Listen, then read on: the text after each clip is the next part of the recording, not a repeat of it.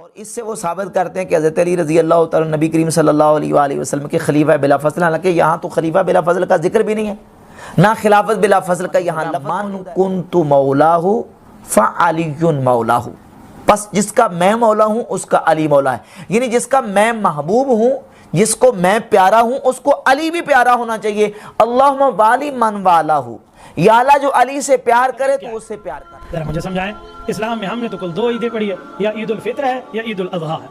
عید غدیر اللہ کے رسول نے پڑھائی ہے کہیں؟ حضور پاک نے اس کا خطبہ دیا، ذرا فرما دیں کیا خطبہ تھا؟ اس عید کے دن میں کپڑے پہننے کا حکم کہیں حضور میں، صحابہ میں، آل بیت میں ملتا ہے؟ کسی نے منائی ہے؟ حضور پاک میں حضرت علی نے منائی ہے، حضرت امام حسن امام حسین نے منائی ہے۔ اچھا، اس عید کا خطبہ کیا ہے؟ یہ عید کا وقت کب سے شروع ہوتا ہے؟ اس کی چاند رات کب ہے؟ ذرا یہ تو بتائیے۔ اور اس عید کا ختم کیا ہوتا ہے؟ اس عید کی کتنے دن ہے؟ قرآن خاموش، رسالت مآب کا فرمان خاموش، صحابہ کی تعلیمات خاموش، اہل بیت کی تعلیمات خاموش۔ تو بھائی ہم اس عید کو عید اپنی مرضی پہ نہیں کہہ سکتے جس عید کو مدنی کریم نے علی المرتضیٰ نے عید نہ کہا۔ تو طارق جمیل صاحب نے جب مولا کا ترجمہ یہ کر دیا تو سارے پنجے جھاڑ کے ان کے پیچھے پڑ گئے، کہتے ہیں اپنی طرف سے کہاں ہے؟ نبی الاسلام کہہ رہے ہیں النبی اولا بالمؤمنین من انفسہم، نبی الاسلام اس کا ترجمہ کر رہے ہیں کہ میں سرپرست ہوں سارے مومنین کا۔ تو آپ نے جب یہ آیت تلاوت کی، سب نے کہا بلا یا رسول اللہ، کوئی شک نہیں۔ تو آپ نے پھر فرمایا من کنت مولا ہو، پھر جس کا سرپرست اور آقا اور مولا میں ہوں، فعلی مولا ہوں، پھر علی بھی اس کا مولا ہے۔ اور پھر آپ نے اسی حالت میں کہا اے اللہ اس سے محبت رکھ جو علی سے محبت رکھ، اور اس سے دشمنی رکھ جو علی سے دشمنی رکھ۔ اور سر اس سے بڑھ کے تو مسلم کی حدیث ہے 240، علی سے محبت نہیں رکھے گا مگر مومن، علی سے بغض نہیں رکھے گا مگر منافق۔ تو آپ نے دیکھا کہ جماعت عمریہ جو رسول پاک صلی اللہ علیہ وآلہ وسلم کو انہوں نے اپنا دوست بنا دیا، اپنے آقا کے بجائے، اپنے سید و سالار کے بجائے، کہ بھئی جس کے میں بھی دوست ہوں، امیر المؤمنین علیہ السلام اس کے دوست ہیں۔ تو اس معنی کے لیے کہ یہ معنی یہاں پر مراد ہے، اس پر ہم نے ان سے کتنے طلب کیے بھائی، کتنے طلب کیے ان سے دلیل، کہ بھئی دلیل لے کے آؤ، دلیل ایک بھی نہیں ہے ان کے پاس، ٹھیک ہے نا؟ آپ نے دیکھا تو جماعت عمریہ نے جو جھوٹ مشہور کرا دیا، جو کذب مشہور کرا دی ہے کہ بھئی وہاں پہ صحابہ نے شکوہ کیا تھا، تو شکوے کی وجہ سے، ان کی شکایتوں کی وجہ سے رسول پاک صلی اللہ علیہ وآلہ وسلم نے کہا کہ بھئی میں سب کا اکیلے کیسے جواب دوں، ایک ہی خطبہ دیتا ہوں، سب کا جواب ہو جائے گا، کہ بھئی جس کا میں دوست ہوں علی علیہ السلام اس کے دوست ہیں۔ تو وہ حدیث ہمیں دکھاؤ، حدیث کچھ بھی نہیں ہے، ٹھیک ہے نا بھائی؟ اتنا بڑا جھوٹ، اتنا مشہور جھوٹ، اتنا وسیع پیمانے پر اس جھوٹ کو عرب و عجم میں ہر زبان میں، انگلش میں جائیں یہی کہانی، عربی میں جائیں یہی کہانی، اردو میں جائیں یہی کہانی، ہندی میں جائیں یہی کہانی، بنگال میں جائیں یہی کہانی۔ اتنی لمبی جھوٹ ہو بھائی، خدا کا خوف کرو، دنیا کو تم نے بھر دیا اپنے جھوٹوں سے، صرف کس لیے؟ تاکہ تم امیر المؤمنین علیہ السلام وصی رسول صلی اللہ علیہ وآلہ وسلم کے حق کو تسلیم نہ کرو، شیعوں کے ضد میں، اہل بیت علیہ السلام کی عداوت میں، رسول پاک صلی اللہ علیہ وآلہ وسلم پر وسیع پیمانے پر، عالمی سطح پر جھوٹ پھیلا دو، شرم نہیں کرتے تم؟ تو دوستو آئیے کال لیتے ہیں، یہ کال آ گیا ہمارے پاس، ہمارے ایک بھائی ہیں، کہاں سے ہیں یہ؟ جی سر، کس کنٹری سے کال کر رہے ہیں؟ السلام علیکم۔ وعلیکم السلام، میں صدام بول رہا ہوں ہنگری سے۔ کہاں سے؟ ہنگری، آواز آ رہی ہے آپ کو میری؟ ہنگری سے کون بول رہے ہیں؟ Saddam Hussein. صدام، اچھا صدام، وہ حکم کریں بھائی، کیا کہنا چاہ رہے ہیں؟ سوال یہ ہے کہ نا about the topic is about Gadir, so I want to ask one question about Gadir. Question کیا بھائی؟ آپ کو میری آواز آ رہی ہے؟ آواز آ رہی ہے، بالکل آ رہی ہے۔ بہت شکریہ۔ تو سر میرا کوشچن یہ ہے کہ غدیر پہ تو دیکھے جب ہولی پراپٹ صلی اللہ علیہ وسلم نے مولا علی کا ہاتھ کھڑا کر کے اعلان کیا تھا مولا علی کی ولایت کا، on that time there was a lot of like صحابہ کرام رضوان اللہ اجمعین، but جب ابوبکر نے اپنی خلافت کا اعلان کیا تب ان کو سپورٹ کرنے والے بہت کم نظر آتے ہیں، کیا ریزن ہے؟ تو اس کی وہی ریزن ہے نا کہ رسول پاک صلی اللہ علیہ وآلہ وسلم نے فرمایا انت منی بمنزلت ہارون من موسیٰ۔ جب حضرت موسیٰ علیہ السلام کوئی طور پہ گئے تھے، بنی اسرائیل سب مسلمان تھے، سب صحابہ تھے، اور مسلمان بھی ایسے نہیں تھے کہ موسیٰ علیہ السلام کی وجہ سے مسلمان ہوئے، وہ پہلے سے مسلمان تھے، سب نبی زادہ ہیں، सब हज़रत इब्राहिम अलैहिस्सलाम के नस्ल से, हज़रत याकूब, हज़रत यूसुफ अलैहिस्सलाम, हज़रत इसहाक अलैहिस्सलाम के नस्ल से, उनके बनी इसराइल में बड़े बड़े अनबिया गुजरे हैं। और कुरान ने भी फरमाया कि उनको, कुरान ने भी फरमाया कि उनको हमने सब आलमीन पर, बनी इसराइल को सब आलमीन पे हमने फजीलत दी है। ये कुरान की आयत है कि वो एक चुनी हुई कौम है। वो जो यहूदी कहता है ना कि चुने हुए कौम है, वो कुरान में भी मौजूद है, उनकी फजीलत है। अल्लाह ताला ने उनको सब आलमीन पे फजीलत भी दिया। इसके बावजूद मूसा अलैहिस्सलाम ने कहा था कि हारून मेरा खलीफा है। मूसा अलैहिस्सलाम पहाड़ी पे गए तो सब लोगों ने कौन सा काम किया था भाई, मुझे बताओ? बछड़े की इबादत, हाँ, बछड़े की इबादत करना शुरू किया था ना।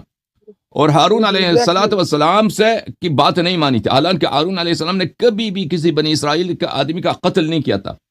ऐसा नहीं था कि इनका आपस में जाती दुश्मनी है। हारून अलैहिस्सलाम ने कभी इनको मारा है, कभी इनको पीटा है, कभी इनको मसलन इनके बच्चों को कत्ल किया, कुछ भी नहीं किया। तो इसके बावजूद और बात भी ये है कि देखें कि बछड़े की इबादत का कोई फायदा भी नहीं है। कि अगर आप देखें बछड़े की जो इबादत करता है उसका कोई दुनियावी फायदा, उखरवी फायदा कुछ भी नहीं है। इसके बावजूद इन्होंने किया है, ठीक है ना। तो लेकिन रसूल पाक सल्लल्लाहु अलैहि वसल्लम के बाद सहाबा के दिलों में अमीरुल मोमिनीन अलैहिस्सलातु वस्सलाम के लिए हसादत थी, उनके दिलों में उनसे दुश्मनी थी। क्यों?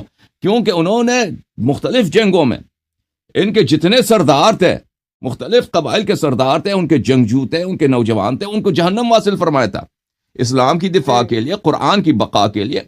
और वो लोग मुसलमान हुए थे, ये भूले तो नहीं थे कि भाई अभी कोई शख्स 1 साल पहले मुसलमान हुआ है, कोई शख्स 2 साल पहले 3 साल पहले मुसलमान हुआ, अभी उसको वो भूल तो नहीं गया कि उसके चचा को, उसके भाई को, उसके चचाजाद भाई को, उसके कबीले के सरदार को, किसी के ससुर को, किसी के बाप को उन्होंने कत्ल किया जंगों में। इसके और फिर हसादत भी है, और फिर तो एक तरफ से दुश्मनी है, और दूसरी तरफ खिलाफत एक ऐसी चीज है कि उसमें सब लोग उसमें क्या करते हैं, उसमें उसको हासिल करने की कोशिश करते हैं, दुनियादारी। ये कि अगर आप दुनिया तलब करें, अभी पाकिस्तान में कौन है जो मेंबर असेंबली नहीं बनना चाहता? आप किसी भी पाकिस्तानी से कह दें कि आप MNA बनना चाहते हैं या पंजाब के असेंबली के मेंबर, वो कहेगा जी हाँ बनना चाहता हूं। आप पंजाब का गवर्नर बनना चाहते हैं, जी हाँ बनना चाहता हूं। तो हुकूमत को हासिल करना ये ऐसी बात नहीं है कि उससे लोग जो है ना उसके मुतालिक ला ताल्लुक हों। लोगों के दिलों में है कि हुकूमत हम हासिल करें, इसलिए सहाबा के दिलों में भी कि हमें हुकूमत मिल जाए, हमें ताकत मिल जाए, हमारे पास पैसे आ जाएं। तो इस बात के लिए उनके दिलों में क्या थी? उनके दिलों में अगर ये हुब्ब दुनिया हो तो ये कोई अजीब बात नहीं है, ये हर इंसान के दिल में होता है।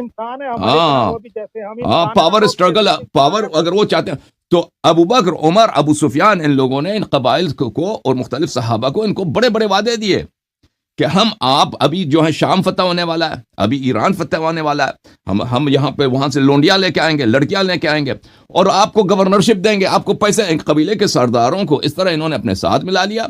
और वैसे भी लोग जो क्या थे, अमीरुल मोमिनीन अलैहिस्सलातु वस्सलाम से वो इस तरह नहीं थे कि उनके दिल में उनकी नियत पाक हो, उनसे मोहब्बत हो।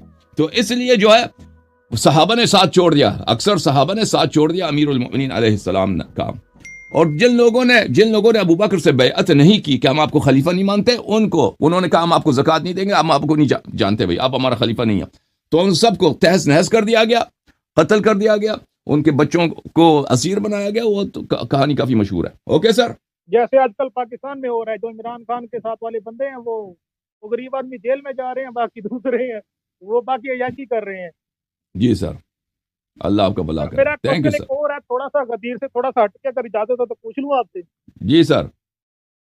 सर मेरा क्वेश्चन ये है कि ना पाकिस्तान में ना जो लड़के हजरात, हमारे मर्द हजरात मातम करते हैं, जंजीर नहीं करते, कमीजें उन्होंने तारी होती हैं और उधर लड़कियां भी होती हैं और बंदे भी होते हैं, जब आप अपना कपड़ा उतार देते हो, ये तो गैर महरम के लिए खाना गुनाह है ना? तो ये आप नहीं, गुनाह नहीं है। इस बारे में देखें रसूल पाक सल्लल्लाहु अलैहि वसल्लम खुद उनका कपड़ा जो था ना, अक्सर जो वो कपड़े पहनते थे, एक धोती पहनते थे और धोती के ऊपर वो एक चादर डालते थे, कंधों पर, ठीक है ना।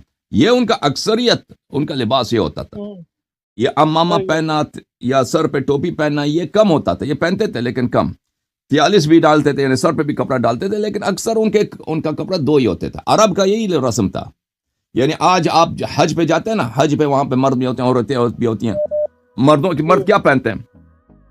एहराम बांधते हैं ना, कपड़ा पाने के लिए। हाँ,